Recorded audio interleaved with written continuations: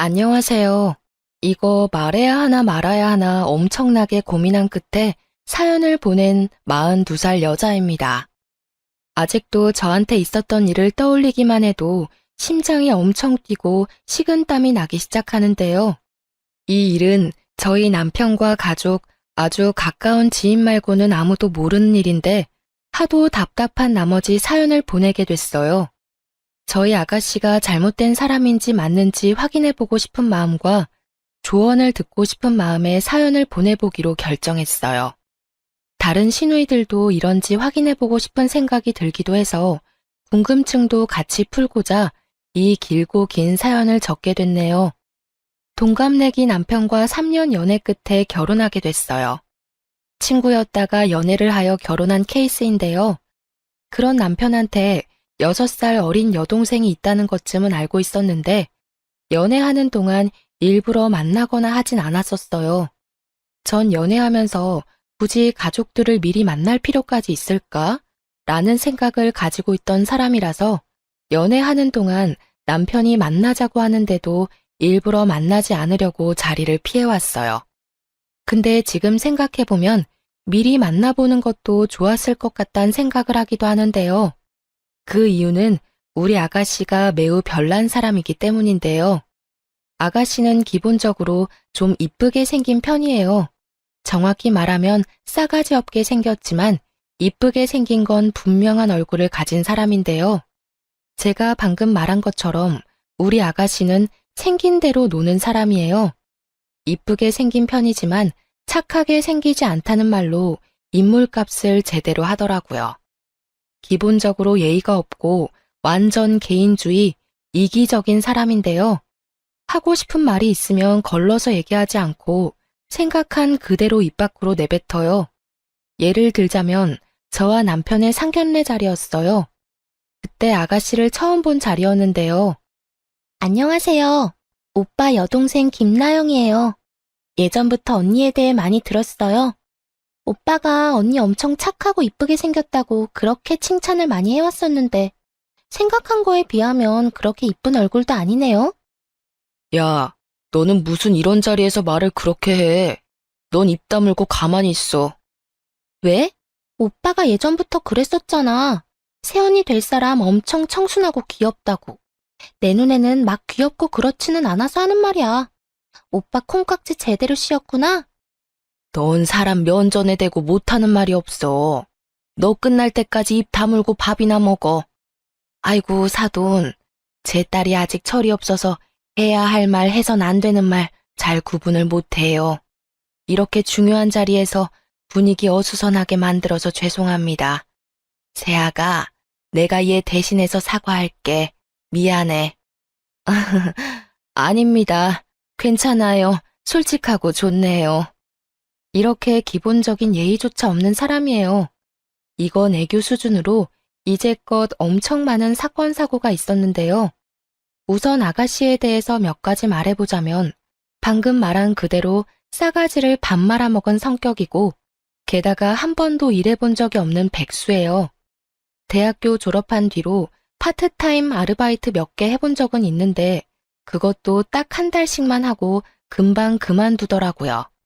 돈 벌기 너무 싫고 다른 사람 비위 맞춰가면서 일하기 너무 힘들고 싫다고 하더라고요. 사실 저희 시부모님은 재력이 있으신 편으로 건물과 땅이 많으세요.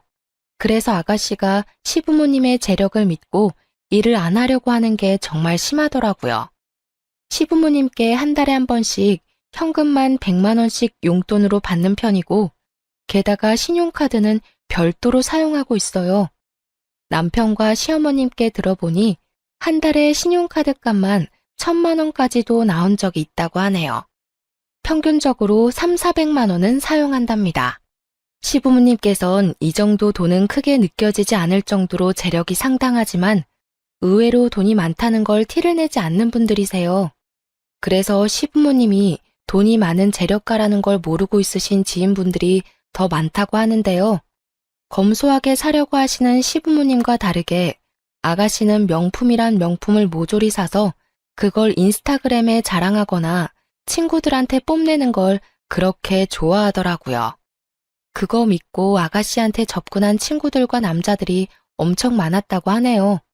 아가씨한테 빼먹을 수 있는 거 모조리 다 빼먹고 도망간 사람이 많다고 들었어요. 그것 때문에 한때 아가씨는 우울증으로 고생한 적이 있기도 했지만 그것도 잠시였어요. 다시 우울증을 극복하고 이것저것 사치를 부리기 시작하더라고요. 우울증 극복을 명품으로 해결한 사람 우리 아가씨밖에 없을 겁니다. 그런 아가씨와 정반대 성향을 가진 사람이 저였어요. 외향적이고 예의를 밥 말아먹은 수준인 아가씨와 다르게 저는 조용조용하고 웬만한 일이 아니고서야 크게 화를 내지 않아요. 제가 워낙 조용조용하니까 할 말도 못하고 소심한 사람인 줄 아는데 최대한 말을 아끼는 것뿐이지 할 말은 다 하고 사는 사람이거든요. 손해보는 일 절대 당하지 않고요. 화가 평소에 없을 뿐이지 그 대신 화가 머리끝까지 나면 앞뒤 없이 화를 내는 편인데요. 그런 저의 성격을 유일하게 건든 시댁 식구가 바로 아가씨였어요. 아가씨가 저의 성격을 건든 첫 번째 사건인데요. 한때 아가씨가 성형이 엄청 빠져있던 시기가 있어요. 아가씨는 총 6번 성형을 해왔었는데요. 쌍꺼풀, 뒤트임, 앞트임, 코, 턱, 이마까지 총 6군데를 성형해왔어요. 저와 남편이 이제 막 결혼했을 때가 아마 4번째 성형했을 무렵으로 그때가 코를 건든 시기였는데요. 원래 본판이 이쁜 사람이었다고 들었어요. 근데 성형 때문에 특유의 자연스럽고 이쁜 얼굴이 다 사라진 케이스인데요. 제가 옛날 아가씨의 얼굴을 보니까 정말 말이 안 나올 정도로 이쁘더라고요. 지금도 충분히 이쁜 얼굴이긴 하지만 저는 솔직히 예전 모습이 더 낫다고 봐요. 그렇게 제가 남편과 결혼하고 난 뒤로 6번까지 성형을 연달아 하게 됐는데 그것도 모자라서 코 재수술을 하겠다며 시어머니께 돈 달라고 사정사정을 하더라고요. 엄마, 딱 한 번만이야, 딱 한 번. 하나밖에 없는 딸이 이렇게 사정하는데 좀 도와줄 수 없어? 지금 코끝이 너무 마음에 안 든다고. 이것 때문에 신경 쓰여서 잠도 안 와. 너 지금 얼마나 이상한지 알고는 있어? 너 예전 얼굴 하나도 없어. 지금 너 내 딸 아닌 것 같아. 얼굴 싹 변했다니까. 변하려고 성형하려고 하는 거잖아. 예전 얼굴 그대로 남아있게 하려고 누가 성형을 하겠어, 어? 이제 마지막이야, 마지막. 부탁할게. 절대 안 돼. 너 얼굴에만 2천만 원 가까이 들어갔어. 그것도 내 돈으로만. 너희 아빠 또 너 성형수술 시켜줬다는 거 알게 되면 이제 엄마도 가만히 안 둔대. 그러니까 이제 엄마한테 성형비 달라는 소리 절대 하지 마. 이제까지 시어머님이 아가씨 성형 비용만 2천만 원 가까이 지원해줬다고 하더라고요. 아버님은 끝까지 성형하지 말라고 반대했었는데 그런 아버님의 말을 무시하고 본인 고집대로 성형한 결과 아버지한테 제대로 혼났다고 들었어요. 약 3개월 동안 용돈이 끊기고 한 달 동안 외출금지까지 당했었는데요. 근데 그것도 금방 까먹은 건지 이번에 또 성형하고 싶다고 시어머님께 엄청 징징거렸었네요.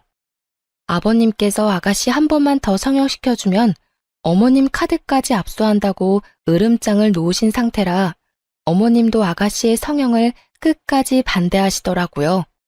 아가씨는 7살 어린애가 된 것처럼 울기도 엄청 많이 울었는데요. 그런 아가씨가 어느 날 갑자기 저한테 찾아온 적이 있었어요. 말도 없이 집까지 찾아왔길래 무슨 일인가 싶었어요. 원래 저한테 연락도 없이 찾아오거나 그런 적이 단 한 번도 없었거든요. 그 정도로 친하지 않기 때문인데요. 그런 갑작스러운 아가씨의 내방에 놀란 저는 급하게 시원한 커피 한 잔과 과일을 대접했어요. 아가씨, 연락도 없이 갑자기 어쩐 일로? 왜요? 전 연락도 없이 찾아오면 안 돼요? 그게 아니라 이제껏 이렇게 갑자기 찾아온 적이 없었으니까 하는 말이죠. 됐고, 저 언니한테 할 말 있어서 왔어요. 언니도 알죠? 우리 엄마도 이제 나 성형 안 시켜주는 거. 원래 엄마가 모두 지원해주던 부분인데 아빠 때문에 엄마도 이제 성형 안 시켜주더라고요. 딱 마지막으로 코 재수술 하고 싶은데 하필 이때 아빠가 엄마한테 겁주는 바람에 언니가 이번에 제 성형 비용 좀 보태줄 수 있어요? 이런 일이 혹시 있을까봐 돈 조금 모아둔 게 있어요. 근데 돈이 좀 모자란 것 같은데 언니 조금만 도와줄 수 없을까 해서요. 아니요. 미안하지만 전혀 해줄 생각 없어요. 어머님도 안 해주겠다는 거 왜 제가 해드려야 해요? 언니 모아둔 돈 좀 있는 걸로 알고 있는데요. 그거 계속 갖고만 있으면 뭐 할 건데요? 쓰라고 있는 돈 저한테 빌려준다 생각하고 주면 안 돼요? 모아둔 돈이 있어도 그거 다 내가 쓰려고 모은 돈이지 아가씨한테 주려고 모아둔 돈이 아니잖아요. 그걸 왜 아가씨가 달라고 말해요? 무슨 자격으로? 그리고 아가씨 태도가 참 웃기네요. 따지고 보면 돈 빌려달라고 말하러 온 사람이면 예의 좀 갖추고 빌려달라고 말해야 하는 게 맞지 않나? 아무리 내가 아가씨 가족이라고 해도 그렇지 어떻게 이런 식으로 돈 달라고 말할 수가 있어요. 와, 지금 돈 좀 있다고 유세 떠는 거예요? 시부모님 못지않게 제 친정도 어느 정도 부유한 편에 속하거든요. 그리고 친정과 별개로 제가 돈을 잘 버는 직업을 가지고 있기 때문에 다른 친구들에 비해서 월급을 많이 받는 편이에요. 그걸 알고 있던 아가씨는 그걸 믿고 저한테 찾아온 것 같더라고요. 남편한테 부탁할 수 있지만 분명 시부모님 귀에 들어갈 게 뻔하니까 저한테 이렇게 찾아온 것 같은데 전 아가씨에게 돈 빌려줄 생각이 전혀 없었어요. 평소에 저한테 살갑고 잘해주기만 했더라면 저는 충분히 아가씨한테 잘했었겠죠. 근데 아가씨는 저한테 잘해준 게 전혀 없고 오히려 예의 없게 대해온 적이 많기 때문에 그런 아가씨에게 단돈 10원이라도 주고 싶은 마음이 없었어요. 유세라니요? 제 돈을 그냥 아가씨한테 안 준다는 말을 했을 뿐이에요. 어머님, 아버님이 하지 말라는 건 다 이유가 있어서 하지 말라고 하신 건데 끝까지 해야겠어요? 돈 안 줄 거면 그런 말도 하지 마세요. 참, 돈 안 주실 거면 카드라도 주세요. 할부로 해서 매달 갚을게요. 전 절대 안 빌려줄 거니까 그만하세요. 더 이상 아가씨랑 입씨름하고 싶지 않아요. 좀 빌려줘요. 언니 돈 많잖아요. 일도 꾸준히 하는 사람이 그깟 돈 몇 푼이 뭐라고 왜 안 빌려주는 거예요? 아가씨는 저한테 카드와 돈을 빌려달라고 우기고 전 절대 안 준다고 실랑이를 하고 있는데 때마침 남편이 퇴근하고 집에 도착했습니다. 아가씨가 저한테 돈 달라고 있는 현장을 직접 목격하게 된 거였죠. 남편은 버릇없이 저한테 돈 달라고 하는 아가씨의 모습에 엄청 화가 났습니다. 생각보다 빨리 집에 도착한 남편을 보고 아가씨는 몹시 당황했죠. 사실 아가씨는 남편 몰래 저한테 돈을 빌릴 생각이었어요. 그래서 일부러 남편 퇴근하기 전에 저희 집에 왔던 거였는데 생각보다 남편이 빨리 퇴근해서 왔던 거였죠. 오빠, 언제 왔어? 생각보다 빨리 퇴근했네? 너 이 시간에 여기서 뭐해? 돈이라니? 너 지금 나 몰래 돈 빌리려고 온 거야? 어, 엄마가 끝까지 안 주니까 오빠한테 이렇게 들킨 김에 솔직하게 말할게. 오빠, 나 돈 좀 빌려줘. 언니도 끝까지 돈 안 빌려주네? 오빠도 돈 조금은 있을 거잖아. 딱 한 번만, 응? 너 언제까지 이렇게 생각 없이 살 거야? 돈 필요해도 그렇지. 새언니한테까지 찾아와서 돈 빌릴 생각을 해? 너 정말 철이 없어도 너무 없다. 너 당장 나가. 너 돈 때문에 이런 식으로 찾아오는 거 하나도 안 반가워. 당장 가. 돈 빌려줄 때까지 절대 안 가. 내가 평소에 오빠나 언니한테 돈 빌려달라고 부탁 잘 안 하잖아. 하나밖에 없는 동생이 돈 좀 빌려달라고 사정사정을 하는데 한 번쯤 빌려줄 수 있는 거 아니야? 돈 안 주면 집에 안 가겠다는 아가씨의 진상짓에 결국 시어머님을 불렀습니다. 아가씨는 거의 애처럼 울고 있던 중 시어머님은 식은땀을 흘리면서 저희 집에 급히 도착하셨어요. 야, 너 여기서 뭐 하는 거니? 미친 거 아니야? 아이고, 우리 며느리가 이 시간까지 쉬지도 못하고 내가 대신 사과할게. 너 당장 나와. 집에 가서 얘기해. 어머님, 아버님, 잠시 물 한 잔이라도. 아니야. 너 내일 출근해야 하는데 빨리 자야지. 나 이 계집애랑 얘기 좀 해야겠다. 시어머니께서 아가씨의 머리채를 잡고 집으로 돌아갔습니다. 집에서 아가씨를 기다리고 있던 아버님은 역대급으로 화를 엄청 내셨다고 들었어요. 뺨까지 맞았다고 하네요. 그리고 당분간 아가씨가 쓰고 있던 신용카드 정지를 시킨다고 하셨습니다. 그렇게 돈 쓰는 걸 좋아하던 아가씨는 거의 3달 정도 신용카드를 쓰지 못하고 용돈도 받지 못하여 집에만 있었다고 하네요. 성형을 더 이상 하지 않고 일자리를 알아보기로 한 조건으로 다시 신용카드를 사용할 수 있었어요. 용돈도 받을 수 있게 됐고요. 그렇게 한동안 조용하게 지내고 있었는데 아가씨가 결혼에 대해 슬슬 말하기 시작했어요. 사실 아가씨는 일을 하고자 하는 마음은 오래전에 이미 접은 상태였지만 결혼을 빨리 하고 싶어 했어요. 그것도 돈 많은 남자한테 시집 가는 게 목표였어요. 예전에 아가씨가 이제껏 얼굴만 보고 남자를 만났었는데 다들 아가씨 돈만 탐내던 나쁜 남자들이라 이제 본인이 돈 많은 남자를 만나보고 싶다고 하더라고요. 한동안 연애를 하지 않고 혼자 놀고 먹고 사는 것 같더니 주변 친구들이 슬슬 결혼하기 시작하니까 본인도 결혼을 해야 할 것만 같다면서 주변 친구들한테 선자리를 마련해달라고 부탁을 하는 눈치였어요. 몇 번 선자리에 나갔었지만 워낙 아가씨가 푼수이며 직업조차 없으니까 남자들이 하나같이 애프터 신청을 하지 않았다고 해요.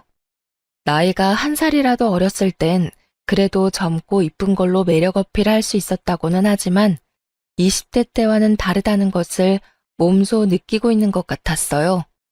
취집이 꿈이라고 하던 신우이는 결혼을 포기해야 하나 싶었는데 마지막으로 나갔던 주선자리에 괜찮은 남자를 만났다고 하더라고요.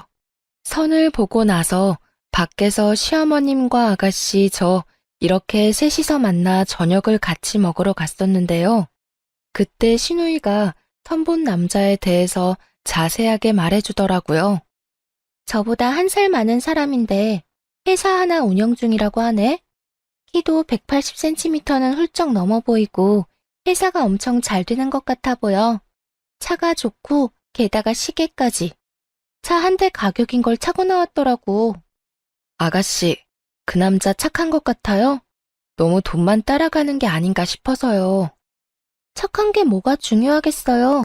일단 돈 잘 벌고 게다가 잘생긴 게 중요하지.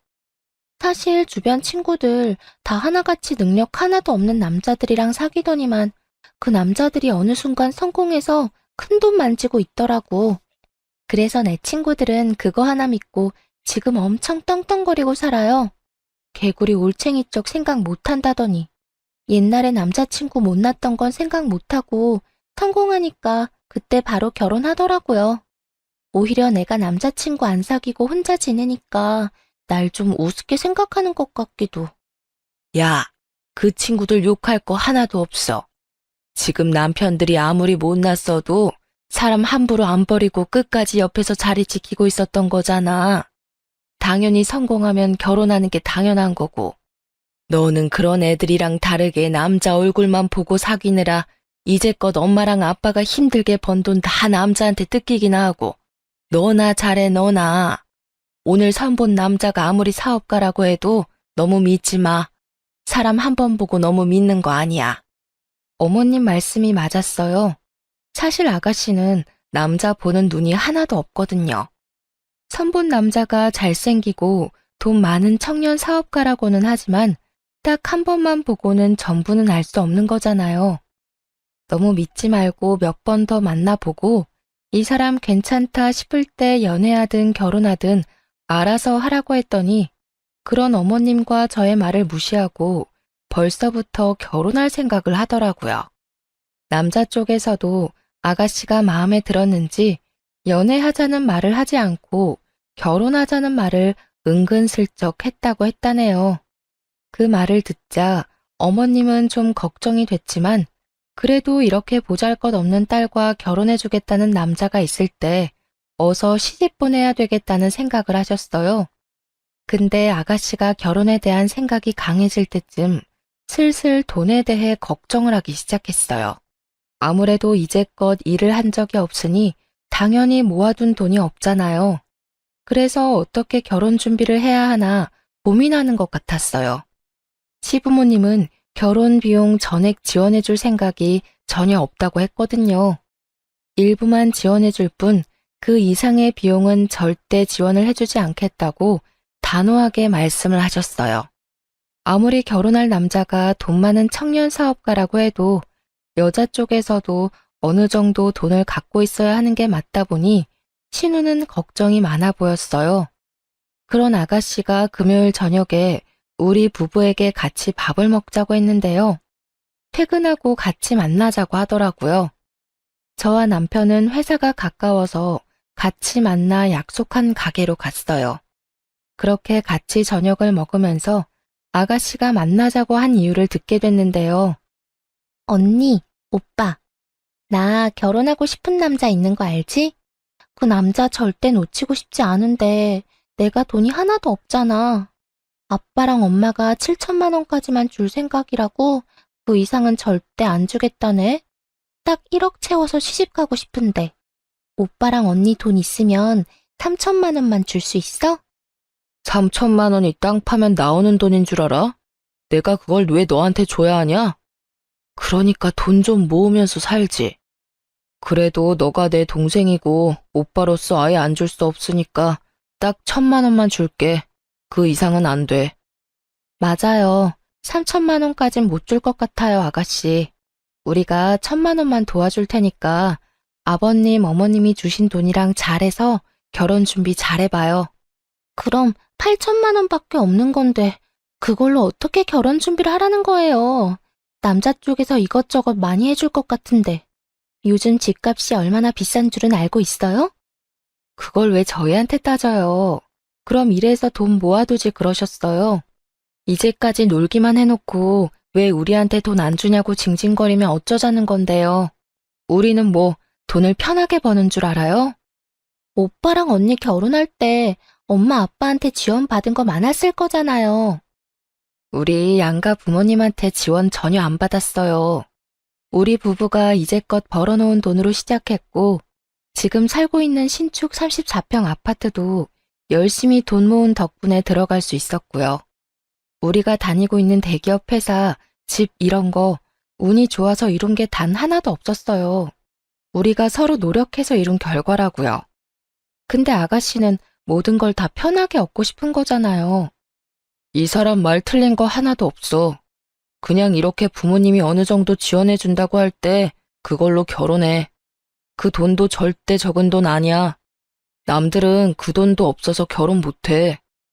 우리 집에 시집 와서 쥐뿔도 안 한 주제에 말만 잘하네. 아가씨, 방금 뭐라고 했어요? 제가 쥐뿔도 안 했다고요? 그렇잖아요. 언니가 우리 집에 시집 와서 해준 게 뭐가 있어요? 우리 엄마랑 아빠가 워낙 건강하고 잘 사는 사람들이니까 당연히 해줄 게 전혀 없었겠죠. 언니도 부족하지 않은 친정 두고 있는 입장이면서 정작 제대로 들고 온 게 없잖아요. 몸만 들고 시집 온 거 아니에요? 말을 왜 그렇게 해요? 저 남편이랑 결혼할 때 몸만 오지 않았어요. 저 이제까지 정말 열심히 살았어요. 오히려 제가 남편보다 모아둔 돈이 더 많았을 정도였어요. 따지고 보면 아가씨야말로 몸만 들고 시집 가는 거 아니에요? 한 번도 본인을 위해 제대로 이룬 일은 있어요? 취직하고 싶어서 결혼하는 사람이 아가씨면서 왜 날 낮잡아보고 그러냐고요. 취집이요? 말이면 단 줄 알아요? 내가 100억이나 1000억 이렇게 큰 돈을 달라고 하는 것도 아니고 3천만 원 달라고 한 것뿐인데 치사하게 그거 하나 못 빌려줄 수 있냐고요. 우리한테 돈 맡겨놨어요? 돈 필요할 때마다 우리한테 매번 돈 달라고 하는 아가씨 때문에 정말 스트레스 받아요. 거지 같네 정말. 언니 정말 재수없고 거지 같아요. 그깟 돈 하나 못 빌려줘서 이러고 있는 게 어이없거든요. 차라리 돈이나 빌려주고 잔소리 하든가.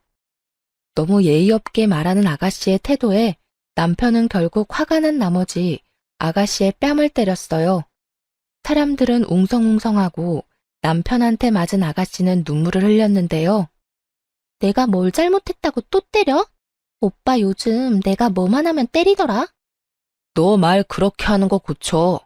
그리고 이 사람 말대로 우리가 왜 널 도와줘야 하는 건데? 부모님이랑 우리가 널 도와주는 게 왜 당연한 것처럼 말하냐고. 솔직히 너 결혼하는 거 맞아? 결혼한다는 녀석이 이제까지 집에 결혼할 남자 한 번도 안 데리고 온 게 말이나 돼? 그 사람이 워낙 바쁘니까. 바빠도 그렇지. 너 그 사람 내 눈앞에 데리고 오기 전까지 부모님도 그렇고 우리한테 돈 한 푼이라도 받을 생각하지 마.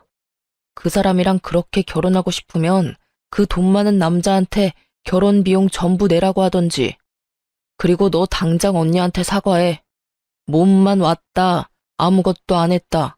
이딴 말을 너가 왜 하는데? 엄마도 가만히 있는 걸 왜 너가 이래라 저래라 말하냐고. 정작 아무것도 안 하고 있는 놈이. 너 당분간 우리 볼 생각하지 마. 이날 남편한테 제대로 혼난 아가씨는 집에 가서도 시부모님께 엄청 혼났어요. 아가씨를 집으로 데려다 줄 겸 시부모님한테 이날 있었던 일을 모두 말하기 위해 아가씨를 데리고 시부모님 댁으로 바로 갔었는데요. 시부모님은 이날 있었던 일에 대해 전부 들은 순간 화가 엄청 나셨어요. 야, 너가 뭔데 오빠네한테 돈을 달라고 뻔뻔하게 요구를 할 수가 있어. 우리가 7천만 원 주는 것도 모자라다고 했다며? 이게 정말 정신이 어떻게 된 거야? 너 게다가 새언니한테 몸만 왔다는 둥, 거지 같다는 둥, 그런 말 정말 했어? 솔직히 이해가 안 가. 시동생한테 돈 주는 게 그렇게 아깝나? 엄마도 그래. 하나밖에 없는 딸이 시집 간다는데 고작 7천만 원밖에 안 줘? 너가 뭔데? 이제까지 엄마 아빠 돈만 축 내던 년이 7천만 원 받는 것도 감사하게 생각해야지. 지금 너가 더 거지 같아. 오빠는 장가 갈 때 우리 돈 하나도 안 가져갔어. 그리고 너가 몰라서 하는 말 같은데 너 새언니는 우리 집에 시집 올 때 나한테 명품 가방이며 용돈 쓰라고 2천만 원까지 줬던 사람이야. 절대 몸만 온 사람이 아니라고. 지금 이 나이에 부모님 도움 하나도 안 받고 사는 부부가 얼마나 많을 것 같아? 너 새언니 발톱 때만도 못한 인간이야. 그런 너가 새언니한테 그런 말 할 자격 전혀 없어. 엄마는 누구 편이야?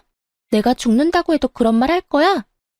결국 시어머님은 화를 참지 못하고 주방에 있던 가위로 아가씨의 머리카락을 듬성듬성 자르기 시작했어요.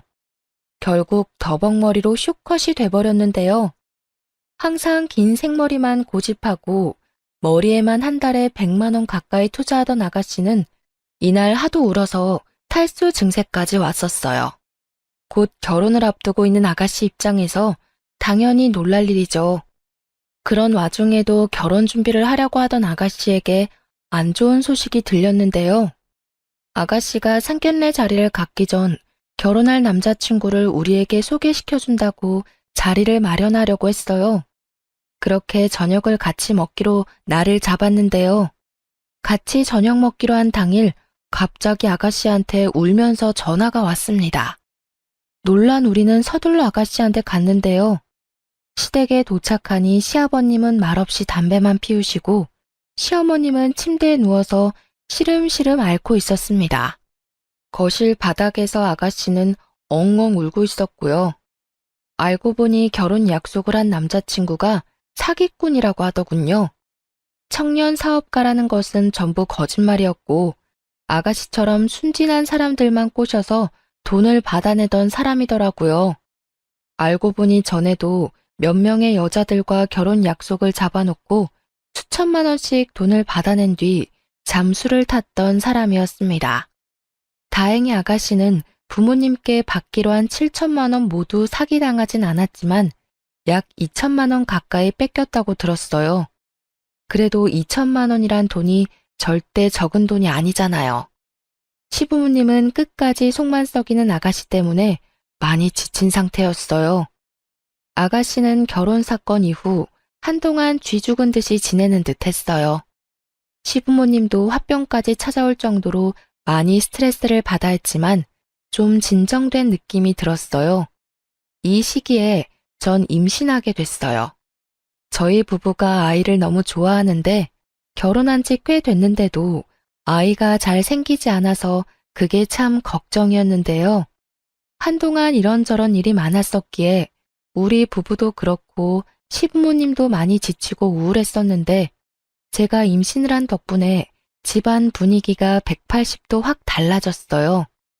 시부모님은 제가 임신했다는 소식을 듣자마자 정말 행복해 하셨어요. 시어머님은 눈물까지 흘리면서 절 꼭 안아주시기까지 했는데요. 아이 하나로 이렇게 가족 전부 다 행복해하는 모습을 보니 제가 다 기분이 좋았어요. 근데 정작 아가씨는 엄청 좋아하지 않았어요. 오히려 제가 임신한 게 반갑지 않은 눈치였는데요. 제가 임신한 순간부터 시어머님께서 산모와 아이에게 좋은 음식부터 영양제까지 한가득 챙겨주셨는데요. 아무래도 첫 손자이기도 하고 제가 워낙 아이 갖기 힘든 몸을 가진 상태에서 아이가 생긴 거라 산모부터 건강해야 아이가 건강한 거라고 엄청 잘 챙겨주셨어요. 근데 시누이는 온 가족이 저한테만 관심이 집중되는 게 싫었었나 봐요. 질투가 심해지더라고요. 우리 며느리 갈비찜 좋아하지? 이거 내가 직접 재료 하나하나 다 사서 만든 거니까 안심하고 먹어도 좋아. 이럴 때 엄마가 많이 먹어야지 뱃속에 있는 아기도 무럭무럭 자라는 법이야. 잘 먹겠습니다. 제가 임신하는 바람에 어머님이 고생 많이 하고 계시네요. 죄송해요. 제가 빨리 아기 낳고 집안일 자주 도와드릴게요. 너가 건강한 아이 낳아주는 것만으로도 그게 나한테 효도야, 효도. 너랑 아이만 건강하면 그걸로 됐어. 고작 임신한 걸로 엄청 유세떠네. 임신한 게 우리 집안의 자랑이야. 너는 제발 그 입 다물고 조용히 있어. 가족들 있는 앞에서 사소한 일조차 질투할 정도였는데요. 내가 먹고 있는 음식이 있으면 그걸 모두 뺏어가서 본인이 먹던가 시부모님께서 주신 용돈을 몰래 훔쳐간 적이 있을 정도였어요. 아가씨의 질투가 점점 심해지던 와중에 제가 유산까지 할 뻔한 적이 있었는데요. 저와 시부모님 아가씨 이렇게 주말에 만나 동네 공원 산책을 한 적이 있었어요. 임신할 때 가벼운 산책 정도 해주는 게 좋다고 들어서 주말마다 시어머니께서 집에서 쉬고 있는 절 데리고 여기저기 자주 드라이브 시켜주거나 동네 산책 정도 같이 해주시는 편인데요. 이번엔 아가씨도 같이 가겠다고 해서 따라왔더라고요. 날도 좋아서 천천히 산책하고 있었는데 아가씨와 어머니께서 목이 마르다고 하더라고요. 시어머니께서 공원 계단에 잠깐 앉아있으면 카페에서 음료 몇 개 사온다고 하시더라고요. 그래서 아가씨와 전 계단에 앉아서 어머님을 기다리기도 했는데요. 아가씨, 여기 뷰 엄청 좋지 않아요? 사진 찍기 좋을 정도예요. 그렇네요. 언니 여기 앞에 서볼래요? 그럼 제가 사진 찍어줄게요. 하늘이 맑고 공원 뷰가 너무 좋았었기에 아가씨가 공원을 배경 삼아서 사진을 찍어주겠다고 했어요. 그렇게 전 사진 찍기 위해 자리를 잡으려고 하던 찰나에 아가씨가 계단에서 절 밀치더라고요. 너무 놀란 저는 허우적거리다가 다행히 계단 난간 손잡이를 잡았어요. 뒤에서 밀친 아가씨 때문에 저는 발목이 접질리게 되고 계단에서 뒹굴 뻔했는데요. 다행히 발목만 접질렸고 다른 곳은 크게 다치지 않았어요. 자칫 제가 계단에서 굴렀더라면 아이를 잃게 될 수 있었어요. 저는 결국 자리에 주저앉아 놀란 나머지 엉엉 울게 됐습니다. 아주 서럽게요. 언니 표정 좀 봐. 언니, 정말 놀랬나 보네요. 장난인데 왜 울고 그래요? 야, 너 지금 뭐 하는 짓이야? 어머, 우리 세아가 괜찮아? 다친 곳이라도 있니? 저 멀리서 지켜보고 있던 어머님께선 소리를 지르며 저한테 달려오셨어요. 일단 제가 괜찮은지 상태부터 확인하시더라고요. 전 그런 어머님을 보자마자 눈물이 더 나왔습니다. 절 안아주셨고 다독여주시더라고요. 눈치 없는 아가씨는 그저 깔깔깔 웃고만 있더군요. 시어머님은 화날 대로 화가 난 상태였어요. 그 자리에서 아가씨 뺨을 연속으로 3대나 때리셨어요. 너 지금 이게 뭐 하는 짓이야? 너 때문에 은지 다칠 뻔했잖아. 장난이야. 장난 좀 친 걸로 왜 날 때려? 내가 뭘 그렇게 잘못했다고. 아주 유난이야. 새언니 너 때문에 크게 다칠 뻔했어. 너 이거 살인미수야, 살인미수. 가뜩이나 배 나온 상태인데 너 때문에 아이 잘못되기라도 하면 가만 안 둬? 아가씨를 공원에 혼자 두고 어머님은 절 데리고 응급실에 같이 가주셨어요. 다행히 아이와 전 크게 다친 곳이 없었어요. 발목만 놀란 거였고 뼈가 부러진 정도는 아니었어요. 아무런 이상이 없다는 말에 얼마나 다행이던지 응급실에서 시댁으로 바로 가게 됐어요. 연락을 받게 된 남편과 시아버님은 절 엄청 기다린 상태였더라고요.